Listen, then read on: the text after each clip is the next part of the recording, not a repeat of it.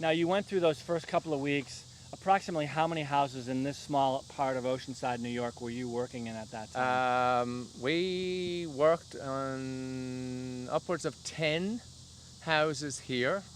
Prior to this, we were a crew of 3 people, plus subcontractors, obviously. We increased our workforce to 8 for that part of it. And because people were happy with the work done here in those couple of weeks, then they were referring us to Long Beach and to other places south of here that were. I had one client whom I knew, and he sat outside the door here for 8 hours waiting for me to come to his house to see if I could help him out, Yeah. which of course we did. Gotcha. So you mentioned to me, Laurence, that after that first couple of weeks, your team was getting tired and fatigued, and you kind of had to reevaluate, and it was really obviously stressing the team because you're really helping people. When did you begin to move into the next phase of operation, or what were your thoughts at that point?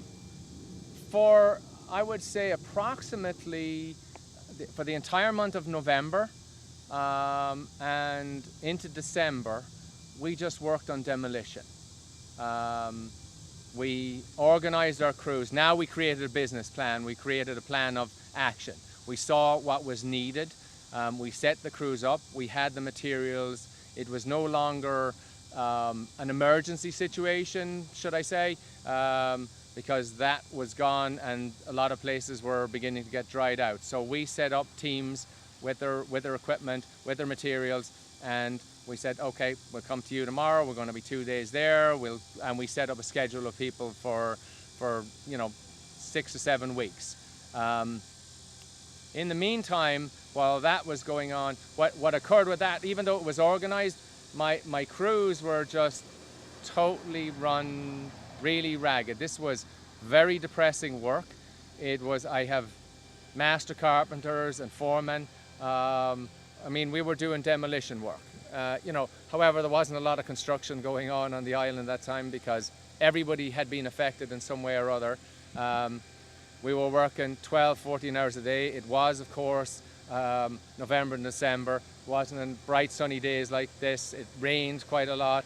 It was dark till 8 o'clock in the morning. It was dark at 4 o'clock in the evening, and we still worked before and after the dark and trying to get things done. So that took quite a toll on the crew. They were noticeably, there wasn't much happiness in what they were doing. They understood what they were doing was a good service to the neighborhood, that they were making good money, long hours, overtime, all of that. But it was still hard on them, hard on their families also because they had to deal it. So that became the plan of work.